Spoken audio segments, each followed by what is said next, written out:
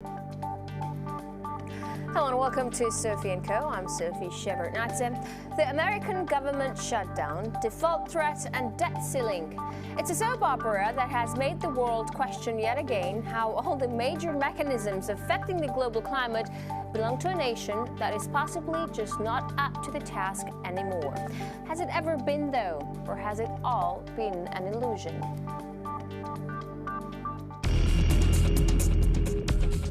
Governmental rows, currency wars, strike threats. Despite active searches for peace, conflicts have plagued the world. In times of technical progress and overproduction, half of humanity lives in poverty and neglect. While the internet is a most powerful and helpful tool, it's turned into a global surveillance device and another conflict zone. What makes good things bad? Is that completely out of control? Or is it the meddling of the few who are weaving it to guard their own interests? And our guest today is another national security whistleblower, and no, it's not Edward Snowden. His name is Mark Novitsky, and he joins us from the American city of Minneapolis. Mark, it's great to have you on our program today. So the drama in Washington, what was it? Is it a comedy or a tragedy? I tell you what, it's really disturbing to refer to what's happening in Washington as a joke. And on behalf of all critical, clear-thinking Americans, I want to apologize to the rest of the world for our Circus Clown College in Congress. And only the American Congress could pat themselves on the back and break their elbows for kicking the can down the road instead of actually doing their job and delaying this for another 3 months on an issue that they should have handled a couple of years ago. All right, but there is no default this time, but only for now. The root causes aren't really going away, neither political nor economic, don't you think? Well, the situation that we're in, actually, there was a default, and we went into default in May, and the Treasury Department actually started dipping into U.S. government pension funds to make up for that deficit. So, all of these things are really scary, and I think that, we would have to take a look at these issues as if what would be the consequences for the average person if they were to, pile up their credit card debt to the point where they can't afford to pay their mortgage and going to get another credit card. There has to be some type of resolution to all of this nonsense from an economic perspective, because, I think the first thing you do when you're in the bottom of a hole is stop digging. Mm-hmm.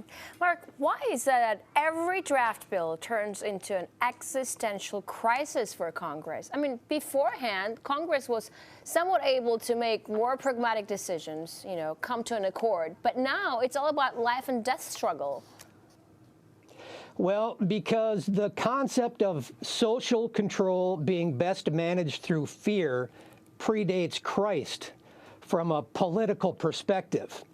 And so in order for there to be fear so that one may have social control, you have to have a crisis. People oftentimes refer to me as saying, Mark, you're so negative. And that's because we have a new crisis every week that we need to deal with. And the way that we end up dealing with these crises is piling them on top of each other, and nothing ever gets resolved. We need to, hold our government officials accountable to the rule of law, to the Constitution. And, and I want to thank Russia Today for having me on, because the media is such a big component of that. And tragically, Americans find themselves the best entertained people on the planet and the least informed.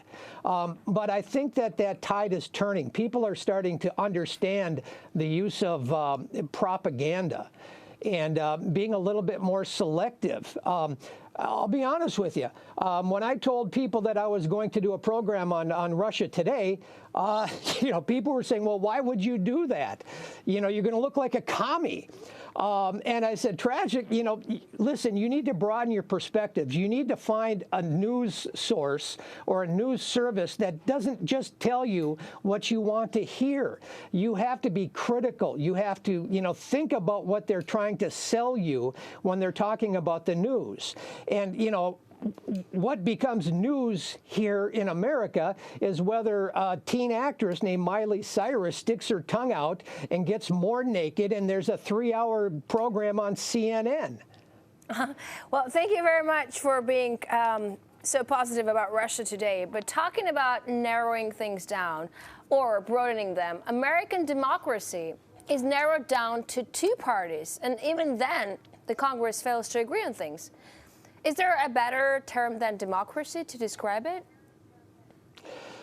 Feudalism, I guess, pseudo-democracy. You know, we're the United States of America, and we end up coming down to having a choice between 2 pre-selected candidates who spend the most money. And look at what just transpired with our country and our government with regards to this, you know, every 6-month debt limit increase, or it's the fiscal cliff, or it's austerity. There's always something to be afraid of. But at this point in time, when we look at the television and see these 2 idiot teams bickering and fighting back and forth, you know, I'll be candid with you.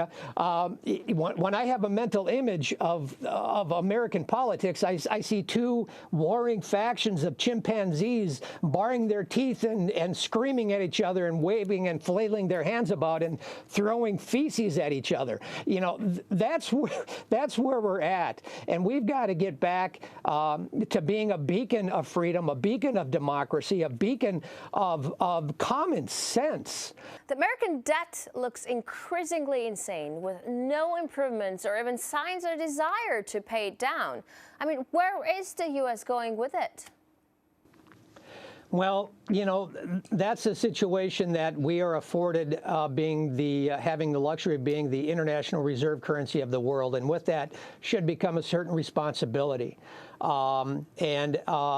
There have been periods of time where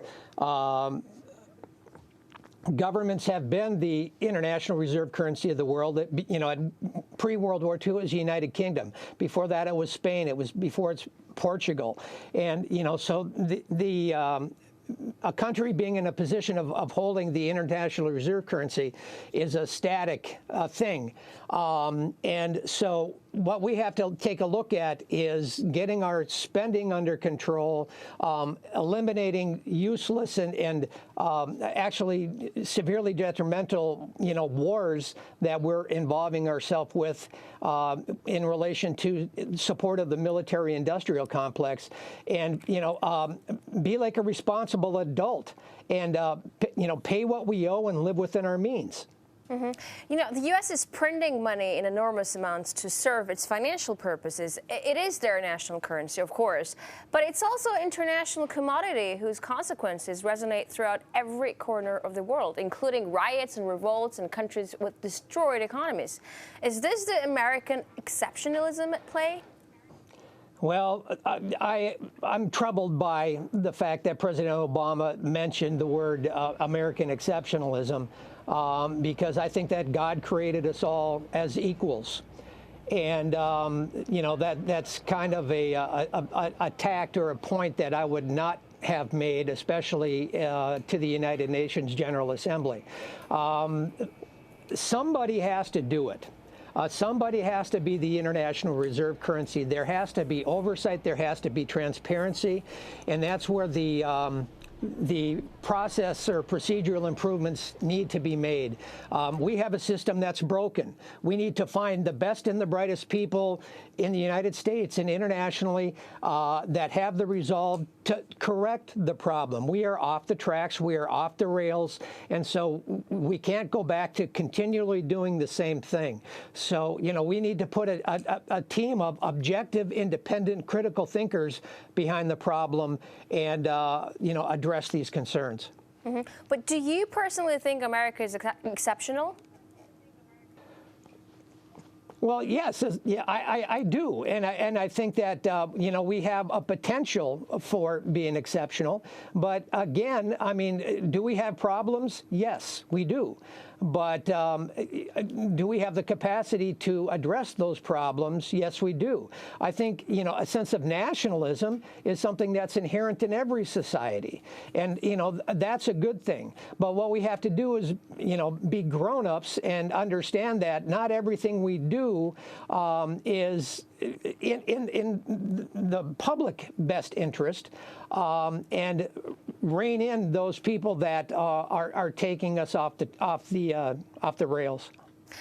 Is there any valid force in the world to stand up to this exceptionalism in the form that we have it as of now? Well, the people, the American people. And the people of the world. You know, we have to look, you know, the internet and what you're doing here has changed so much because information is power. And the fact that, you know, we have so many avenues for information and sharing information, and, you know, the fact that I really have not been allowed, or nor has Karen Hudis, or nor has many people been allowed to say the types of things we're saying to the American media. And so that has to change. And, you know, that's why I thank, you know, Russia Today for having the opportunity to express this opinion and say that, you know, this can't no longer be confrontational. We're all in the same team, and, you know, we all need to work together. This is a crisis of epic proportions. If the United States of America goes down, you know, tragically, we're going to take the rest of the world down with us. So we have to look at this as a global concern. After the break, the life of a whistleblower, is it worth the sacrifice? And the banksters, who exactly are they? Stay tuned.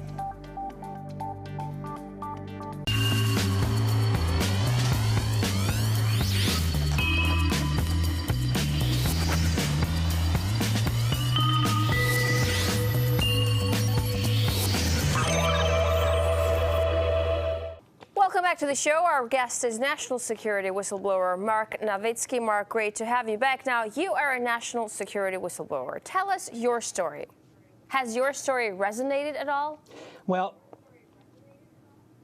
yes, and in fact, you know, I'd like to lead off with the fact that there's a national security whistleblower coalition, and the senior academic advisor, his name is William Weaver, actually advises people against being a national security whistleblower.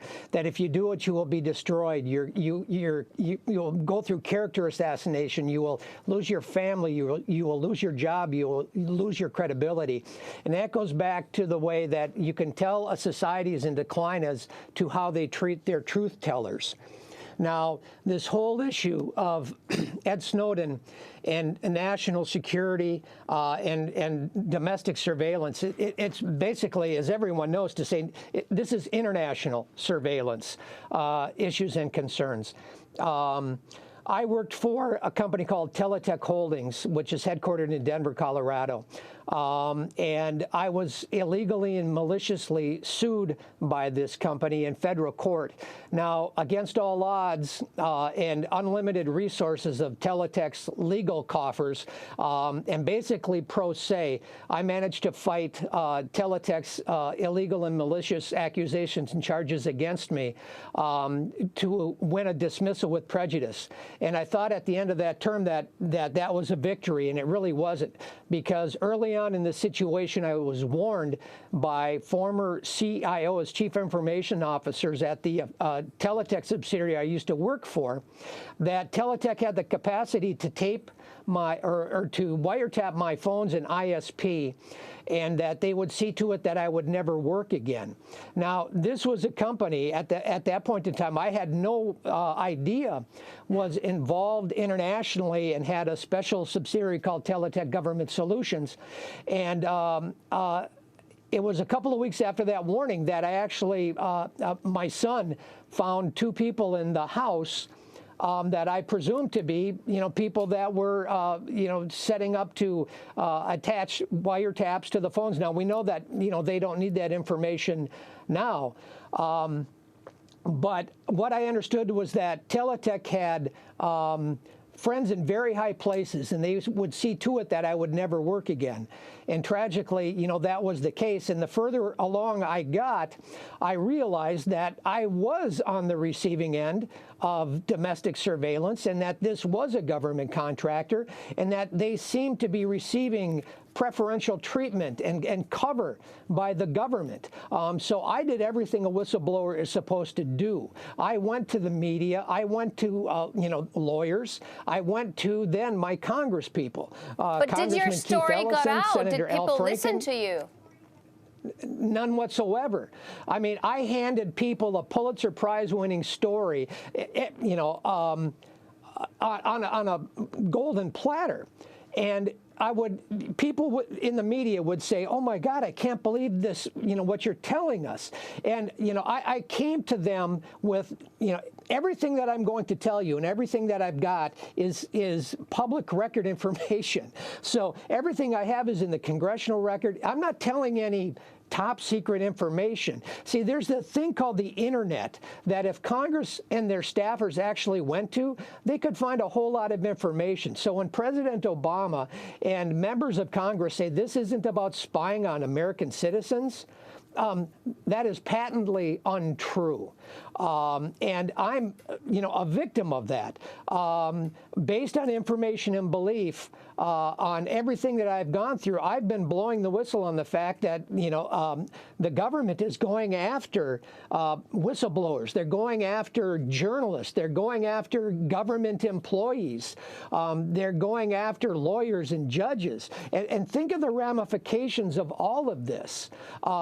If George Orwell was alive today, he'd do a spit take about what's going on. And you know, one of the points that I wanted to try to make was just how long this has been going on. And I sent you some information with respect to, you know, some of the programs that the government has been involved with. But Mark, that goes back into the 60s. Mark, you're saying that no one will hire you. You're being tapped.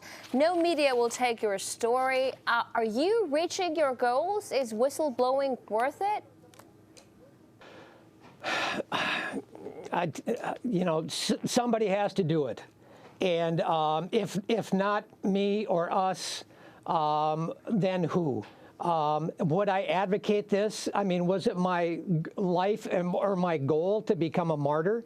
Absolutely not. I mean, I had unrealistic expectations how I would be treated by you know, by the media, by government officials. I figured that if I went and provided all of this documents and all these information to the government officials about domestic surveillance perpetrated against American citizens, that is being covered up.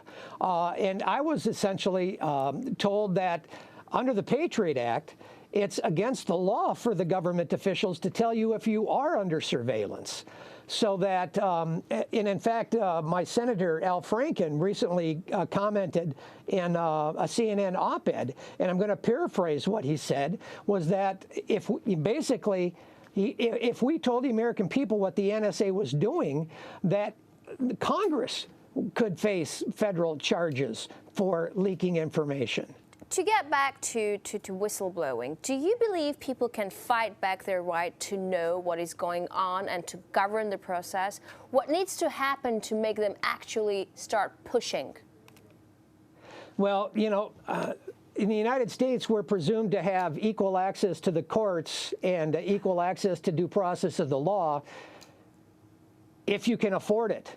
And so, you know, the way that I don't call it the justice system, the way our legal system works, it's a for-profit enterprise.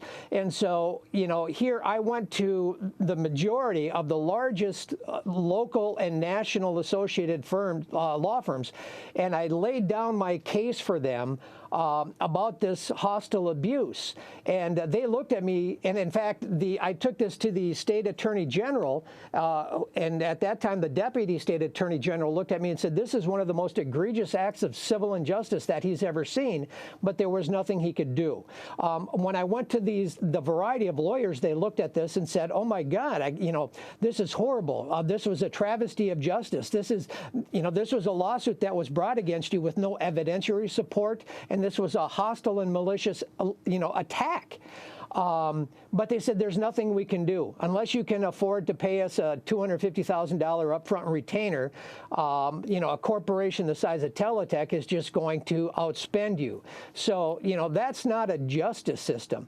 And also we have a real big problem with the judiciary and the rulings of the court. So I would think that it would be in the best interest of the United States and the world that if we actually had a whistleblower protection program that was in place that afforded credible national security whistleblowers and financial whistleblowers, and that's what, I'm also a financial security whistleblower. In 2007 and 2009, associated in my case against Teletech, I found out that there was a hotline into the SEC, the Security Exchange Commission, to stop or stall investigations, and that this had in fact happened to me.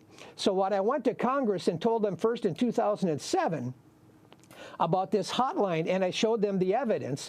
Then I warned about the 2008 financial collapse. Hundreds and thousands of people actually warned about the 2008, and nothing happened because, again, your earlier conversations about there needing to be a crisis. And the concept that I think it was Meyer Rothschild who said that the best time to buy is when there's blood in the streets.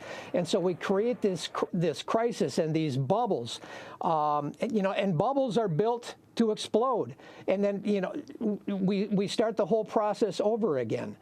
But what we need to do with whistleblowers, and this was a promise that President Obama made when he was a senator and when he was a candidate, that whistleblowers represent the best of the United States of America, and we need to do everything in our power to protect whistleblowers. When in fact he has done specifically the opposite, and has seemingly attacked whistleblowers with the bloodlust, and keeping things private and secret. And then, that gets back to, you can tell where society is headed towards how they attack their truth tellers. Mark, I want to talk to you about a little bit about the credit crunch of 2008 and its consequences. Now, we've seen stocks drop, bailouts, bankruptcies, riots. Most agree the major financial institutions were to blame, but nobody really bore responsibility for that. Can you explain to our viewers who you see as the main players, the banksters you talk about? Well, that's the problem. Everything you're talking about can be fixed and should have been fixed. I could take an American fifth grader and show to them and demonstrate clearly to them that these financial crises were not only preventable, it, by all appearances, looked like they were intentional. In 2005, and again, what happens here impacts the rest of the world's economy. And so in 2005, when mortgage companies and banking institutions and rating agencies coalesced together into this massive concept of fraud, and were pushing these fraudulent mortgages onto people and signing people up for houses that they couldn't afford, knowing that that this was going to be a big problem, and then bundling those packages together and selling them on the international market, knowing they were going to default, then against the advice that they were giving their customers, actually shorting the investments and securities that they were marketing and promoting to their customers that were not in the loop. There was information with respect to Fannie Mae and the massive and systemic fraud and abuse of Fannie Mae, but to the light. I mean, the chairman of Fannie Mae at the time was a guy named Franklin Raines, and he ended up getting a $2 million bonus. So again, tragically, with President Obama and the Attorney General Holder, who comes from the defense industry protecting white-collar criminals, they haven't grasped the concept that crime expands to our willingness to tolerate it. And the fact that we are looking here, and again, the system seems to be gamed for the incentive of fraud and corruption and abuse. And until we start putting bankers in jail for their crimes against humanity, you know, we're going to continue with these same problems. But when we go to our Congress people, when we go to the regulators, when we go to the FBI, all things of which I have done, you know, I was not only shunned, those people started working against me, and that's not the way that the program should work. Thank you so much for this interesting interview. That was all for today. We're talking to national security whistleblower Mark Novitsky. Thanks for being with us, and we will see you next time here on Sophie & Co. Thanks, Sophie.